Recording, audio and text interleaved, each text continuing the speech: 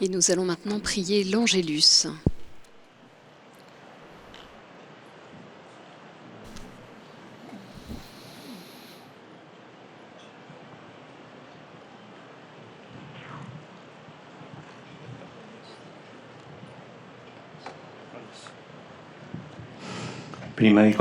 Avant de conclure cette célébration eucharistique, je salue et je remercie tous ceux qui sont venus honorer les nouveaux saints. Je salue les cardinaux, les évêques, les prêtres, les personnes consacrées, en particulier les hommes et femmes missionnaires de Saint Charles Borromée et les frères coadjuteurs salésiens. Je salue avec gratitude les délégations officielles. Aujourd'hui à Fabriano, Maria Costanza Panas sera béatifiée, une religieuse capucine clarisse qui a vécu au monastère de Fabriano de 1917 à 1963, date à laquelle elle est partie au ciel. Elle accueillit tous ceux qui frappent à la porte du monastère en souplant à chacun sérénité et confiance. Dans ces dernières années gravement malade, elle a offert ses souffrances pour le Concile Vatican II, dont le 60e anniversaire tombe après-demain. Que la bienheureuse Maria Costanza nous aide à être toujours confiants en Dieu et accueillants envers notre prochain. Je vous demande d'applaudir la nouvelle bienheureuse. À propos du début du concile il y a 60 ans, nous ne pouvons pas oublier le danger de guerre nucléaire qui menaçait le monde à cette époque. Pourquoi ne pas tirer les leçons de l'histoire? Même à cette époque, il y avait des conflits de grande tension, mais la voie pacifique a été choisie. Il est écrit dans la Bible, « Ainsi parle le Seigneur, arrêtez-vous un chemin et voyez, interrogez-vous sur les sentiers de toujours. Où donc est le chemin du bien? Suivez-le et trouverez pour vous-même le repos. » J'assure mes prières pour les victimes de l'acte de violence insensé qui s'est produit il y a 3 jours en Thaïlande. Avec émotion, je confie au Père de la vie, en particulier les petits-enfants et leurs familles. Et maintenant, tournons-nous vers la Vierge Marie afin qu'elle nous aide à être des témoins de l'Évangile, animés par l'exemple des saints.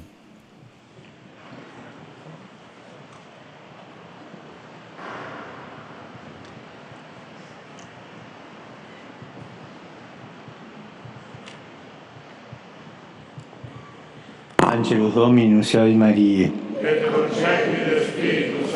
Ave Maria, gratia plena, Dominus tecum, benedicta tui mulieribus et benedictus fructus ventris tui, Iesus. Santa Maria, Mater Dei, ora pro nobis peccatoribus, nunc et in hora mortis nostre. Amen. Ecce ancilla Domini. Fiat mi secundum verbum tuum. Ave Maria, gratia plena, Dominus tecum, benedicta tui mulieribus et benedictus fructus ventris tui, Iesus. Santa Maria, Mater Dei, ora pro nobis peccatoribus, nunc et in hora mortis nostre. Amen. E per voncalo factum est. Et habitavit in nobis. Ave Maria, gratia plena, Dominus tecum, benedicta tui mulieribus et benedictus fructus ventris tui, Iesus. Santa Maria, Mater Dei, ora pro nobis peccatoribus, nunc et in hora mortis nostre. Amen.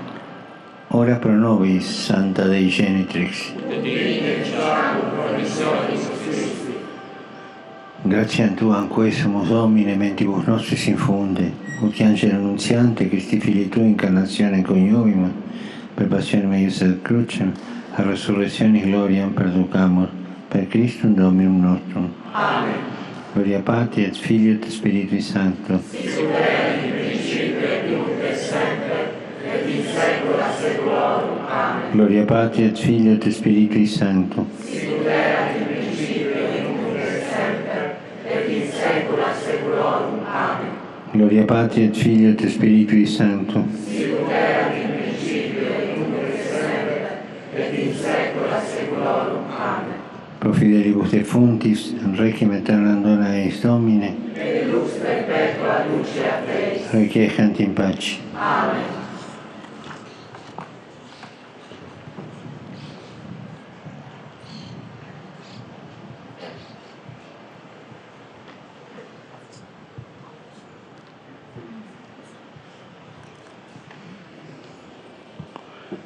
Dominus Vobiscum, sit nomen Domini benedictum, aiutorium nostrum in nomine Domini.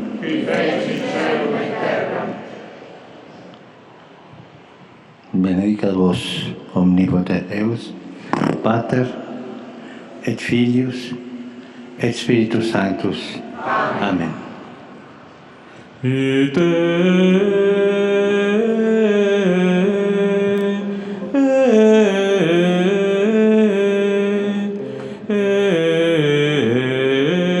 Missa est.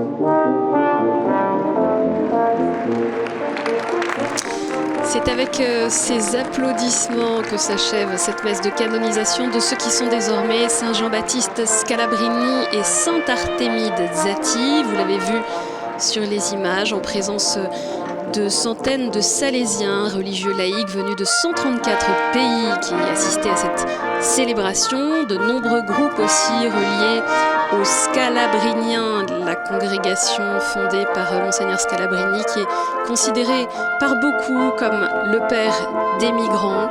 Et dans son homélie, le pape François nous disait que ces deux saints canonisés aujourd'hui nous rappellent l'importance de marcher ensemble, de savoir rendre grâce.